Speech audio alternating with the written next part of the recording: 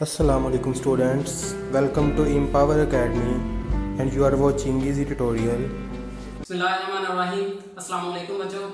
Today we are going to discuss the past paper of NTS MCAT 2019 और इस question paper के आज हम 20 MCQs को डिस्कस करेंगे आपके साथ। और इनमें से आपका जो सबसे पहला क्वेश्चन था वो ये था कि the velocity of a particle is related to time according to the equation. ये आपके पास एक इक्वेशन दी गई थी v is equal to cd cube. तो ये आपके पास इसमें क्या कहा गया है कि जो वेलोसिटी है वो टाइम के साथ इस तरह से रिलेट कर रही है, लिंक कर रही है। देन क्या कह रहा है कि the dimensions of constant C are, आपने इस कांस्टेंट की डायमेंशंस को कैलकुलेट करना था।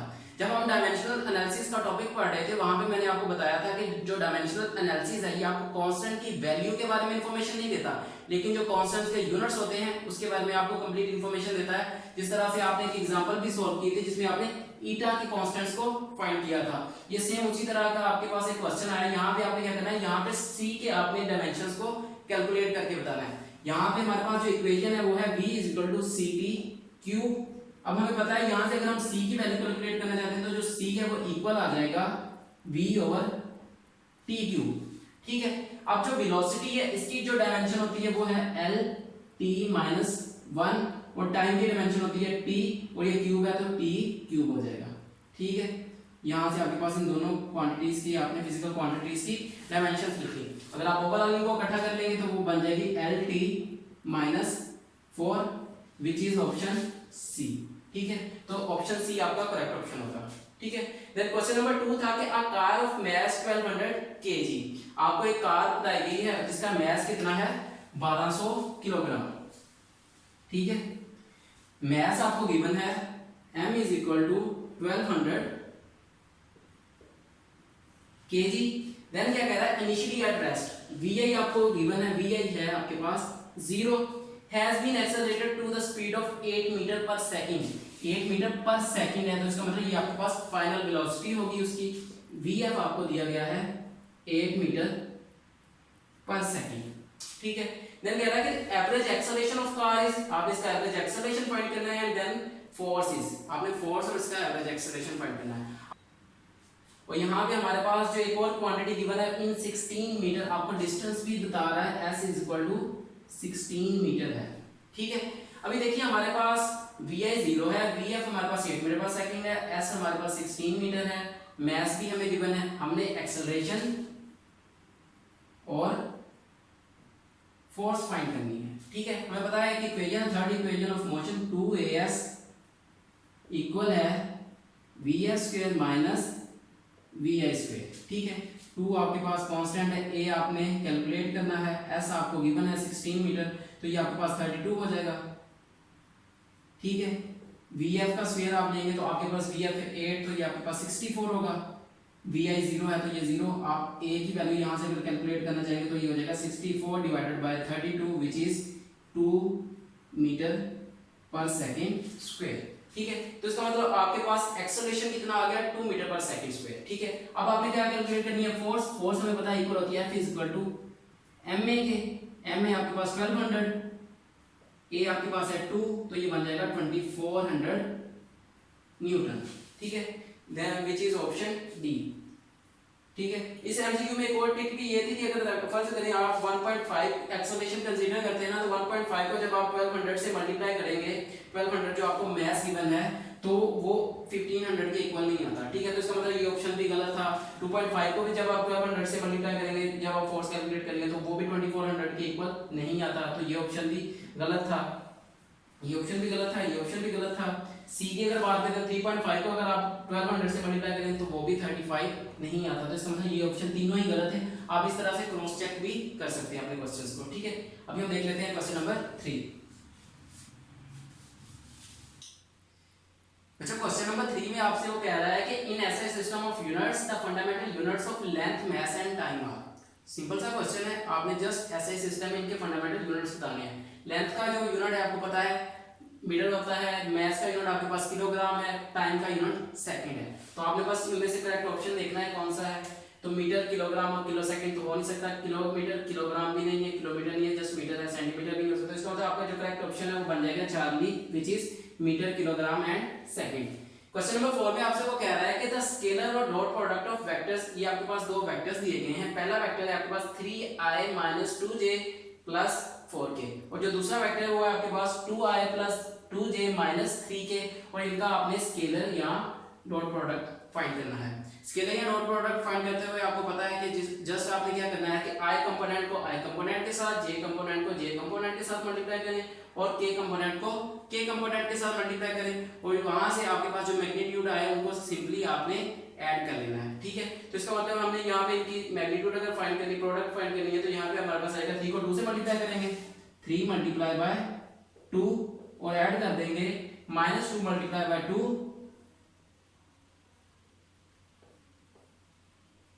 प्लस 4 को मल्टीप्लाई करेंगे -3 के साथ, 4 × -3 और ये आपके पास हो जाएगा 6 - 4 और ये हो जाएगा -12, 6 - 16 विच इज -10। ठीक है, तो आपके पास जो करेक्ट ऑप्शन है वो बन जाएगा बीटा विच इज -10।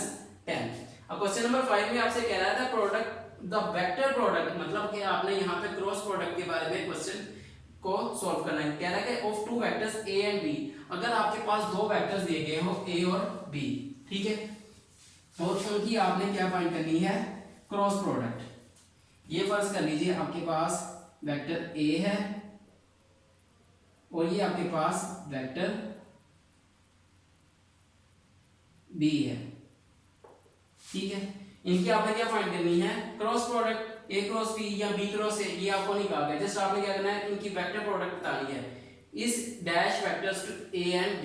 आपको पता है कि जब आप दो वेक्टर्स को क्रॉस प्रोडक्ट करते हैं उनकी आपस में, तो उनका जो आपको रिजल्टेंट मिलता है, वो जो रिजल्टेंट है वो क्या होता है, उन दोनों वेक्टर्स के परपेंडिकुलर होता है। मतलब अगर फर्स्ट करें ये प्लेन है तो इस प्लेन की क्या हो जाएगा, परपेंडिकुलर हो जाएगा। अगर b क्रॉस a लेंगे तो वो इस डायरेक्शन में होगा, अगर a क्रॉस b लेंगे तो वो इस डायरेक्शन में हो जाएगा। लेकिन होगा क्या कि इन दोनों उस प्लेन के, जिस प्लेन के अंदर ये वेक्टर a और b है, उसके वो क्या होगा, परपेंडिकुलर होगा।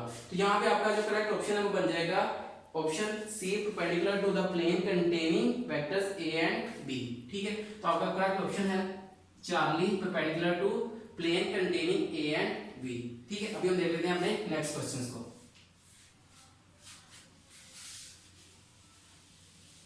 क्वेश्चन नंबर 6 में बच्चों आपसे वो कह रहा है कि an object is falling down with a speed of 20 metre per second, कि एक ऑब्जेक्ट है, फर्स्ट कर लीजिए यही वो ऑब्जेक्ट है, ये क्या कर रहा है, ये नीचे फॉल कर रहा है ड्यू टू ग्रेविटी। ठीक है, after 3 seconds its velocity will be, आपको इनिशियल वेलोसिटी दी गई है, टाइम दिया गया है और आपने उसकी फाइनल वेलोसिटी कैलकुलेट करनी है। आपको एक बात पता है कि जैसे ही कोई चीज है वो नीचे फॉल कर रही होती है तो उसकी वेलोसिटी के अंदर चेंज आ रहा होता है और वो जो चेंज है वो पॉजिटिव चेंज होता है, मतलब कि आपके पास जो एक्सेलरेशन है वो पॉजिटिव होता है। और यहाँ पे जो एक्सेलरेशन है वो किस वजह से होगा, acceleration due to gravity which is g = 10 metre per second square, वो आपको गिवन भी था। ठीक है, टाइम आपको गिवन है 3 सेकंड्स, vi आपको गिवन है 20 मीटर पर सेकंड और आपने vf जो है वो कैलकुलेट करनी है। ठीक है, आपको पता है जो फर्स्ट इक्वेशन ऑफ मोशन है वो इक्वल होती है vf = vi + at। vf आपने कैलकुलेट करना है, vi आपको 20 दी गई है, a आपके पास 10 है, t आपके पास 3 है, तो ये बन जाएगा 20 + 30 which is 50 metre per second. ठीक है, तो आपका जो करेक्ट ऑप्शन है वो बन जाएगा beta, 50 metre per second. Question number 7 में आपसे वो कह रहा है कि a car of mass 500 kg, आपको एक कार है उसका मैस गिवन है, मैस कितना है आपके पास 500 kg, मैस है आपके पास 500 kg और ये जो कार है is travelling at a constant speed, इसकी स्पीड क्या है, कांस्टेंट है और कितनी है, v = 9 metre per second around the curve of 100 metre, एक कर्व के गिर्द है और जो कर्व है उसका रेडियस आपको गिवन है, रेडियस कितना है 100 मीटर। ठीक है, what is the centripetal force, आपने उसकी सेंट्रीपिटल फोर्स कैलकुलेट करनी है। आपको पता है जो सेंट्रीपिटल फोर्स है वो इक्वल होती है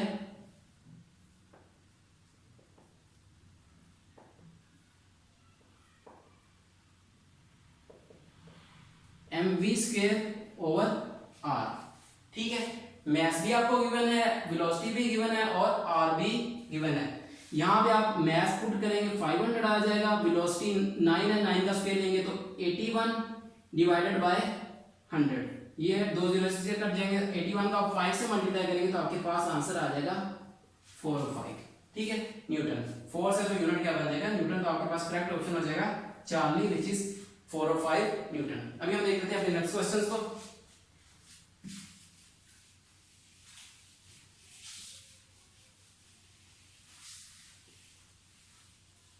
क्वेश्चन नंबर 8 में बच्चों आपसे वो कह रहा है कि what should be the distance of an object from a convex lens of focal length f is equal to 10 centimetre. आपको एक कन्वेक्स लेंस है, उसकी फोकल लेंथ गिवन है 10 सेंटीमीटर और इस फोकल लेंथ के जो लेंस है उससे आपने क्या फाइंड करना है distance of object. Distance of object आपको पता है p होता है, p आपने कैलकुलेट करना है in order to produce an erect image twice as large as the object. मतलब कि आपके पास यहाँ पे मैग्निफिकेशन दी हुई है और मैग्निफिकेशन कितनी है 2 की। ठीक है, आपको पता है जो मैग्निफिकेशन है इसका फॉर्मूला होता है m is equal to q by p, और q यहाँ से अगर आप कैलकुलेट करना चाहें तो वो आ जाएगा m p के, m आपके पास 2 है और ये बन जाएगा 2p। आपने क्या फाइंड करना है p ही फाइंड करना है। यहाँ से हमारे पास f और q की वैल्यूज आ गई, हमें पता है जो फॉर्मूला है वो इक्वल होता है 1 over f is equal to 1 over p minus 1 over q। ठीक है, यहाँ आप वैल्यूज पुट करेंगे 1 ओवर 10 हो जाएगा 1 over p minus 1 over 2p, और ये इक्वल आ जाएगा 2p। जब आप एलसीएम देंगे तो 2 माइनस 1। ठीक है, 1 over 10 is equal to 1 over 2p। ठीक है, यहाँ से जब आप इसको रीअरेंज करेंगे तो ये बन जाएगा आपके पास p is equal to 10 by 2 which is 5 centimetre. ठीक है, मतलब आप क्या करें कि उस ऑब्जेक्ट को अपने उस कन्वेक्स लेंस से जिसकी फोकल लेंथ कितनी है 10 सेंटीमीटर है उससे 5 सेंटीमीटर दूर प्लेस करें तो आपको twice as large as the object इतना क्या मिल जाएगा इमेज मिल जाएगा। तो आपके पास यहाँ पे करेक्ट ऑप्शन बन जाएगा delta which is 5 centimetre from the lens. Question number 9 easy सा है, इसमें आपसे वो पूछ रहा है the Bragg's law for measurement of wavelength lambda of X-rays using crystal lattice planes having distance d between each other for constructive interference for integral multiple of lambda is। आपको पता है जो ब्रैग्स लॉ है वो equal होता है 2b sin theta is equal to n lambda. ये n जो है आपके पास मल्टीपल होता है, यहाँ पे मल्टीपल जो n है उसकी जगह आपको n दिया हुआ है तो ये आपके पास हम इसको इक्वल कर लेंगे m लैम्डा के, तो 2d sin theta is equal to m lambda, और ये आपके पास ऑप्शन बन रहा है ऑप्शन सी। तो आपको m lambda is equal to 2d sin theta. ठीक है, अभी हम देख लेते हैं क्वेश्चन नंबर 10 को।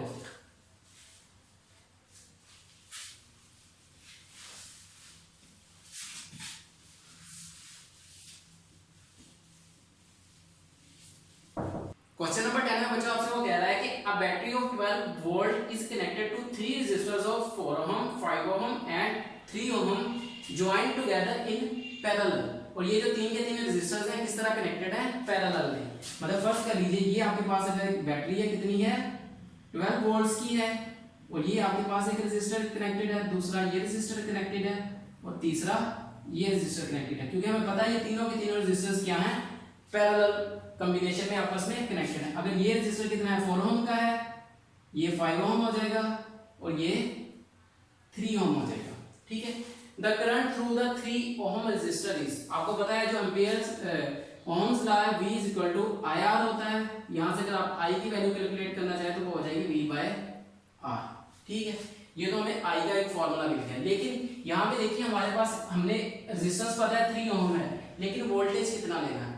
आपके पास ये तीन के तीन रेजिस्टर्स किस कॉम्बिनेशन में कनेक्टेड है पैरेलल कॉम्बिनेशन में, और जो पैरेलल कॉम्बिनेशन होता है इसके अंदर क्या है कि जितने भी रेजिस्टर्स आप या फिर जितना भी मर्जी लोड्स कनेक्ट कर दें उन सब के अक्रॉस जो वोल्टेज है उसकी वैल्यू हमेशा सेम रहती है, और वो किसके इक्वल होती है अप्लाइंग वोल्टेज के। मतलब इस टर्मिनल के ऊपर जो वोल्टेज है वही इसके क्रॉस होगा, वही वोल्टेज इसके क्रॉस होगा, वही वोल्टेज इसके क्रॉस होगा। अगर यहाँ पे 12 वोल्ट है आपके पास वोल्टेज तो इसका मतलब इसके क्रॉस भी 12 वोल्टेज है, इसके क्रॉस भी 12 वोल्टेज है और इसके क्रॉस भी कितने हैं 12 वोल्टेज है। लेकिन अगर यही सर्किट आपके पास सीरीज में होता, मतलब ये तीन रेजिस्टर जो है वो सीरीज में कनेक्टेड होते तो इन तीनों के अक्रॉस जो करंट है वो सेम होता है लेकिन वोल्टेज डिफरेंट होता है। लेकिन इस केस में क्या है, इनके अक्रॉस वोल्टेज सेम है लेकिन करंट डिफरेंट है। और ये वोल्टेज कितना हो जाएगा 12 वोल्ट। तो यहाँ से आप वैल्यू पुट करें 12 और रेजिस्टेंस आपको 3 ओम है, तो ये हो जाएगा आपके पास 4.0 एम्पेयर। ठीक है, आपका जो करेक्ट ऑप्शन है वो बन जाएगा delta which is 4 Ampere's. Question number 11 easy सा, इसमें आपसे पूछा गया है the principle of N AC generator. आपको पता है जो एसी जनरेटर है वो फैराडेज लॉ के ऊपर काम करता है, Faraday's law of electromagnetic induction. Question number 12 में कह रहा है कि the sum of kinetic energy and potential energy is always constant provided there is greater force of friction involved during motion, body is in simple harmonic motion, there is less force of friction involved during motion or no force of friction involved during motion।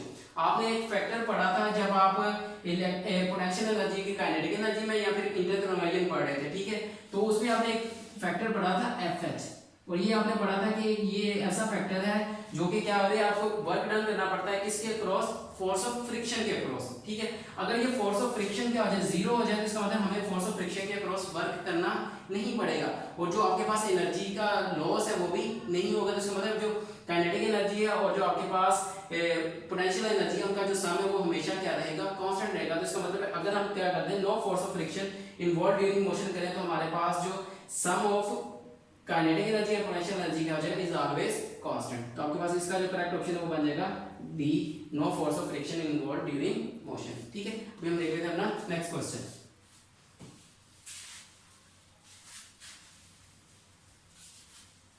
Question number 13 easy सा question है। इसमें आपसे वो कह रहा है कि if a conductor carrying current I is placed in a uniform magnetic field B, कि अगर फर्ज करिए एक कंडक्टर है, उस कंडक्टर को क्या कर रहा है, उसमें से करंट गुजर रहा है I और उसको एक मैग्नेटिक फील्ड B के अंदर रखा गया है, it experiences a magnetic force F। अब उसको एक मैग्नेटिक फोर्स फील होगी, वो फोर्स क्या है, F है। The direction of this force F, आपने इस फोर्स की डायरेक्शन बतानी है। राइट हैंड रूल आपने पढ़ा होगा, उस राइट हैंड रूल के मुताबिक अगर फर्ज कीजिए आपके पास एक कंडक्टर है, उस कंडक्टर में जो करंट है उसकी डायरेक्शन ये हो और उसके अंदर जो मैग्नेटिक फील्ड है उसकी डायरेक्शन ये होगी। ठीक है, देन क्या होगा कि आपके पास जो वो कंडक्टर फोर्स फील करेगा, वो जो फोर्स है वो इस डायरेक्शन में होगी। अभी अगर गौर से देखें तो ये जो डायरेक्शन है ये इस करंट के साथ भी क्या बना रही है, 90 का एंगल। तो इसका मतलब ये मैग्नेटिक फोर्स F इस करंट के क्या है, परपेंडिकुलर है। लेकिन अगर ध्यान से देखें तो यही फोर्स इस मैग्नेटिक फील्ड के साथ भी क्या बना रही है, 90 का एंगल बना रही है। तो इसका मतलब ये इसके भी क्या हो जाएगी, परपेंडिकुलर हो जाएगी। तो ये जो फोर्स है ये मैग्नेटिक फील्ड B और करंट I दोनों के क्या होगी, परपेंडिकुलर होगी। तो आपका जो करेक्ट ऑप्शन है वो बन जाएगा delta which is perpendicular to both current I and magnetic field B। Question number 14 उससे भी इजी है। इसमें आपसे वो कह रहा है कि in order to produce a pair production the minimum energy of photon required is. आपको पता है इसके लिए जो एनर्जी रिक्वायर्ड होती है वो है 1.02 मेगा इलेक्ट्रॉन वोल्ट्स। ठीक है, क्वेश्चन नंबर 15 में आपसे कह रहा है कि a travelling wave in which particles of the distributed medium move parallel to the direction of propagation of wave is called. कि अगर फर्ज कीजिए ये आपके पास एक वेव है और ये आपके पास एक स्प्रिंग पड़ा हुआ था, ठीक है, आपने इसको खींच के छोड़ा, तो अब ये आपके पास क्या होगा, ये स्प्रिंग इसी डायरेक्शन में इस वेव के क्या होगा, पैरेलल मूव करेगा। तो ये वेव की कौन सी टाइप बनती है, आपने वेव की टाइप बतानी है। और ये जो है वो इजी सा क्वेश्चन है आपके पास। आपको पता है कि जो पैरेलल टू द मीडियम आपके पास डायरेक्शन ऑफ प्रोपगेशन होती है पार्टिकल्स की, या फिर आप कह लें तो वो होती है लॉन्गिट्यूडिनल वेव्स के अंदर। ठीक है, तो अभी हम देख लेते हैं अपना क्वेश्चन नंबर 16।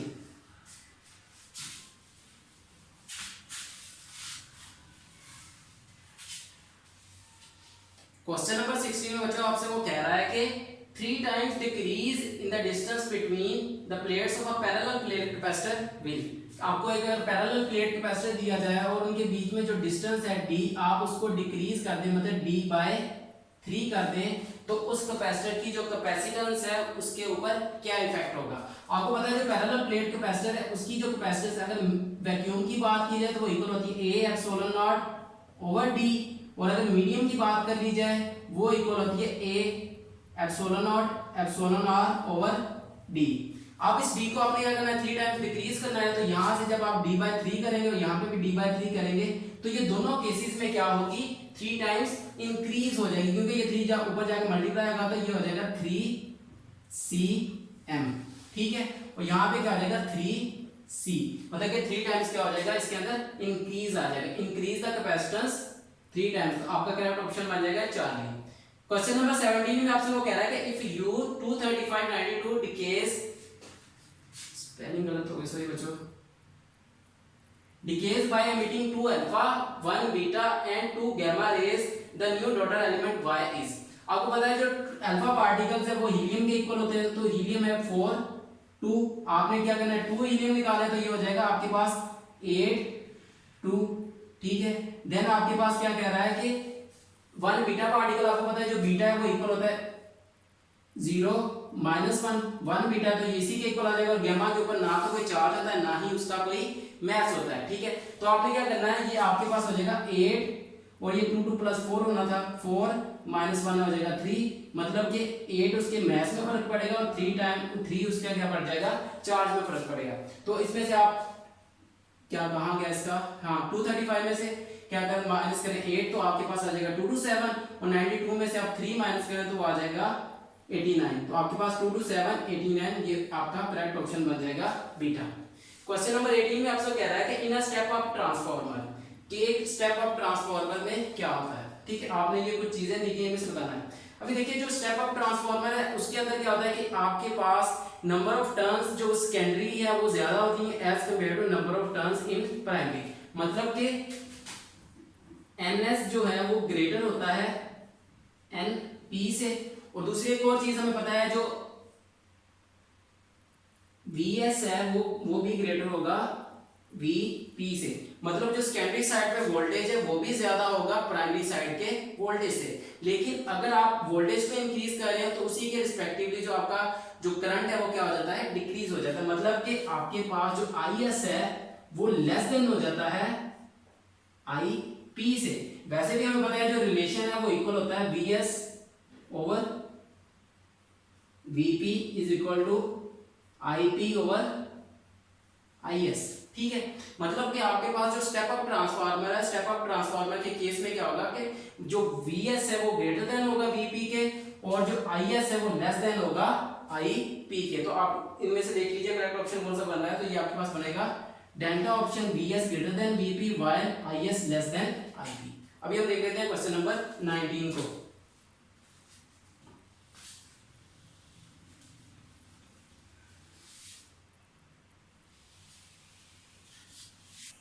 क्वेश्चन नंबर 19 है कि if mu naught is the permittivity of medium and epsilon naught is the permittivity of the medium, then value of 1 over mu naught epsilon naught पूरे का अंडर रूट इज। आपको पता है जो u not है ये इक्वल होता है 4 पाई 10 की पावर माइनस 7 के, और जो एप्सिलॉन नॉट है ये आपको पता है इक्वल होता है 1 over 4 pi epsilon not 9 into 10 की पावर 9 के। यहाँ से अगर हम एप्सिलॉन नॉट की वैल्यू कैलकुलेट करना चाहें तो एप्सिलॉन नॉट इक्वल आ जाएगा 1 over 4 pi multiply by 9 into 10 की पावर 9, ठीक है। ये एप्सिलॉन नॉट की वैल्यू हो गई और ये आपके पास म्यू नॉट की वैल्यू होगी। इस इक्वेशन के अंदर आप पुट करें तो आपके पास ये बन जाएगी 1 ओवर 4 पाई into 10 की power minus 7 multiply by 1 over 4 pi multiply by 9 into 10 की पावर 9, ठीक है, पूरे का अंडर रूट। ये 4 पाई से कट जाएगा, ये 10 की 9 into 10 की पावर 9 ऊपर आ जाएगा और ये इक्वल हो जाएगा 9 into 10 की पावर 9 और ओवर आ जाएगा आपके पास 10 की पावर माइनस 7, मतलब कि आपके पास ये कुछ इस तरह से बन जाएगा 9 मल्टीप्लाई बाय 10 की पावर 9 डिवाइडेड बाय 10 की पावर माइनस 7 पूरे का अंडर रूट, और ये हो जाएगा 9 मल्टीप्लाई बाय 10 की पावर 16 पूरे का अंडर रूट, और जब आप इस पूरे का अंडर रूट लेंगे ये हो जाएगा 3 into 10 की पावर 8, ठीक है। आपको पता है ये जो 3 into 10 की पावर 8 है ये किसकी वैल्यू है स्पीड ऑफ लाइट की। तो आपने जैसे इसकी वैल्यू ही बतानी थी कि किसके इक्वल है, तो इसकी वैल्यू इक्वल आ जाती है स्पीड ऑफ लाइट के। क्वेश्चन नंबर 20 में आपसे वो कह रहा है कि when an object is throne upward, first कर लीजिए यही ऑब्जेक्ट है, जब इसको ऊपर फेंका जाएगा it rises to height h, ये एक सर्टेन हाइट है जितनी गेन करता है उस हाइट को अगर हम h कह रहे हैं, मतलब कि उस पॉइंट पे जाके इसकी जो टोटल काइनेटिक एनर्जी है वो कन्वर्ट हो जाएगी किसके अंदर पोटेंशियल एनर्जी के अंदर। हमने इंटरकन्वर्जन पढ़ी हुई है काइनेटिक एनर्जी और पोटेंशियल एनर्जी की। देन कह रहा है कि how high is the object in terms of H. आप उस एच की टर्म्स में ये कितना ऊपर जाए when it has lost 1/3 of its original kinetic energy। जब अपनी इस काइनेटिक एनर्जी का ये कितना लॉस कर चुका हो 1/3। आपको पता है कि आपके पास जो लॉस इन PE है या लॉस इन आपके पास KE है वो इक्वल होता है गेन इन PE या फिर गेन इन KE। और आपने क्या लेना है यहाँ से लॉस इन अगर KE होता तो वो गेन इन क्या होगा PE होगा। 1/3 लॉस है उसका मतलब हाइट कितनी होनी चाहिए, वो उसके 33% कवर हो चुका होना चाहिए। आपके पास हाइट जो है वो बन जाएगी h/3। तो आपके पास ये करेक्ट ऑप्शन बन गया beta which is h/3। I hope so बच्चों आपको ये जो 20 क्वेश्चन आज हमने डिस्कस किए हैं हम कैट के, इसके अंदर आपको किसी किस्म की कोई डिफिकल्टी बाकी नहीं रही होगी। लेकिन फिर भी अगर आपको कोई कंफ्यूजन बाकी रह गई हो या फिर कोई मसला बाकी रह गया हो तो आप नीचे कमेंट करके हमसे पूछ सकते हैं। और जो बाकी 20 क्वेश्चन है वो इंशाल्लाह हम नेक्स्ट वीडियो में आपके साथ डिस्कस करेंगे। तब तक के लिए हमें इजाजत दीजिएगा और दुआ में याद रखिए। अल्लाह हाफिज़।